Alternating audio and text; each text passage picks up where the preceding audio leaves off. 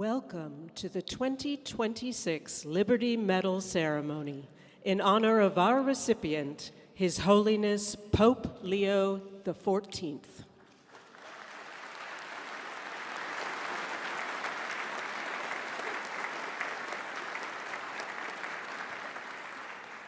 We are honored to welcome members of the Religious Leaders Council convened by Interfaith Philadelphia, representing more than 30 faith traditions across the greater Philadelphia region. Their presence reflects the spirit of mutual respect, religious liberty, and common purpose that we celebrate today. Hello. Thank you for taking the time to view our parish weekly video message. Last Friday, July 3rd, was one of those days that I'll never forget. I had the joy and privilege of representing our parish as a member of the Philadelphia Archdiocesan Choir for the Liberty Medal ceremony honoring Pope Leo XIV at the National Constitution Center. As I looked around that morning, it struck me that I wasn't simply there for myself. I was there representing all of us, our parish, our archdiocese, and the countless people whose faith has shaped our lives. The National Constitution Center was honoring our Holy Father, and it was both a humbling and unforgettable experience. Our day began with a warm welcome from the staff at the National Constitution Center. After breakfast, we rehearsed, completed our sound check, and then watched the ceremony from a nearby room until it was time to take our places for the finale.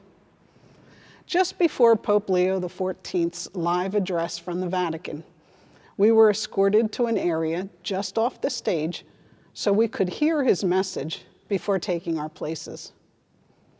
One of the things that touched me most wasn't just hearing the Holy Father. That was a big deal, but the thing that struck me the most was listening to the remarkable group of faith leaders who spoke before him.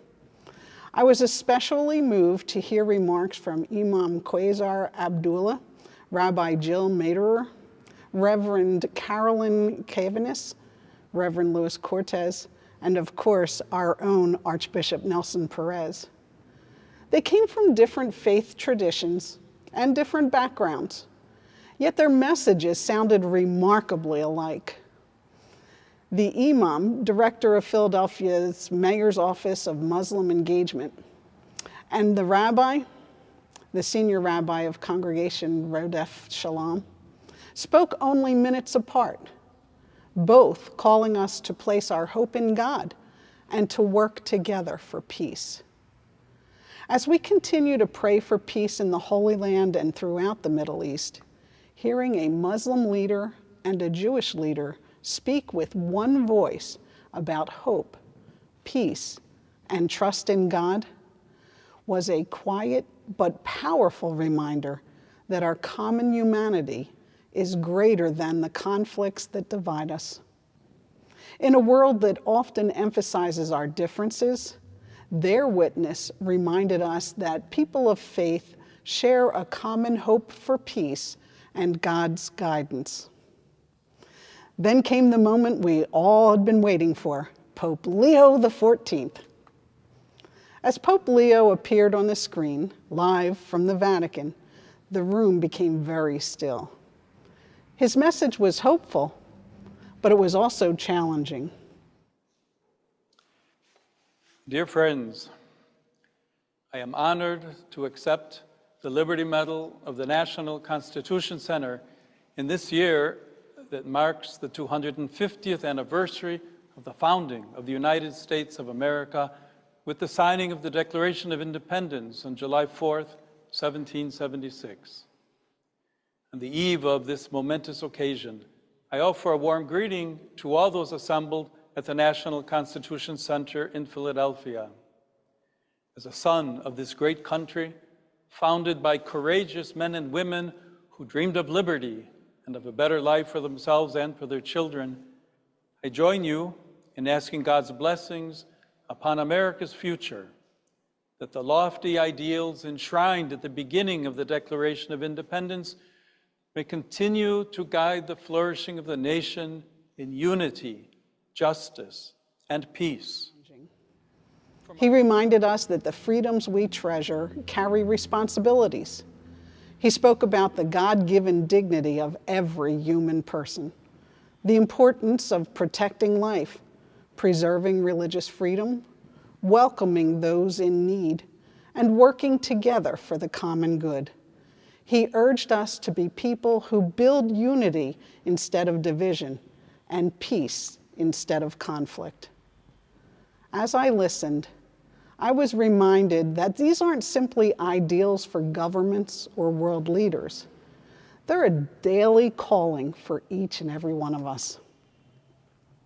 The choir had the privilege of bringing the ceremony to a close by singing a beautiful arrangement of America the Beautiful. It is now my pleasure to welcome the Cathedral Basilical Choir and the Archdiocesan Choir of Philadelphia to perform America the Beautiful. The lyrics can be found in your event program if you'd like to join us in song.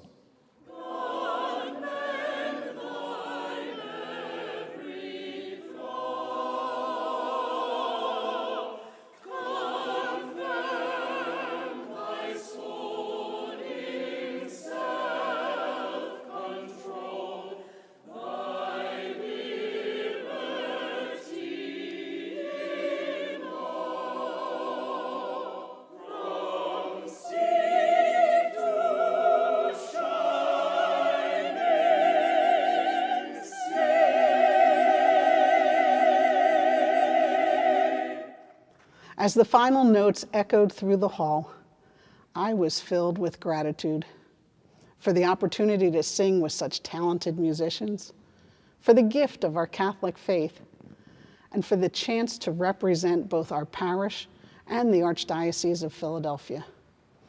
Standing on that stage with my fellow choir members is a memory I will always treasure. And the day wasn't over yet.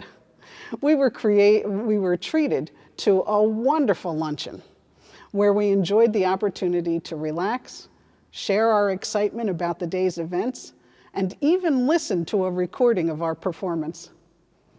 Throughout the day, the staff at the National Constitution Center showed extraordinary hospitality, making every participant feel genuinely welcomed and appreciated.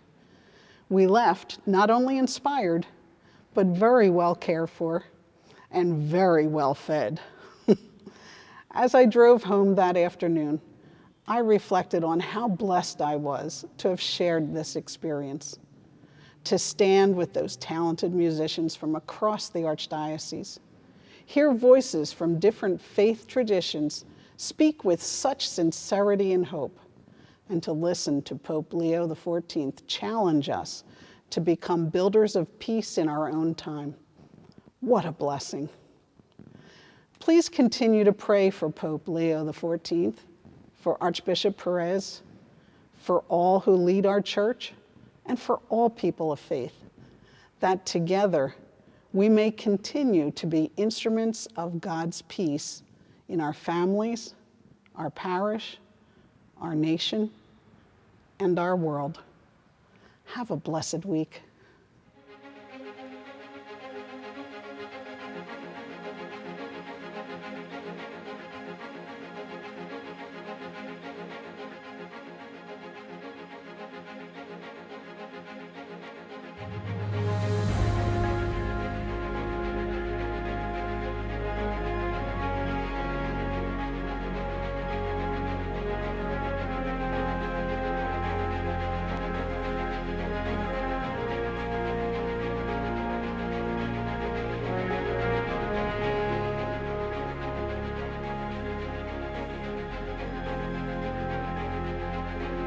Pick these out for us. A scarf. This is and I think maybe you already have one of these. I don't know. But also maybe something you actually. I use these when I play tennis. And then to represent the work of the Constitution Center, this is a copy of the Acts passed at the First Congress. Okay. George Washington's copy with his notes, something that really connects why we're giving this award to you. He's here. And then, oh. I'm off camera. Yeah, you know, whatever you want to do.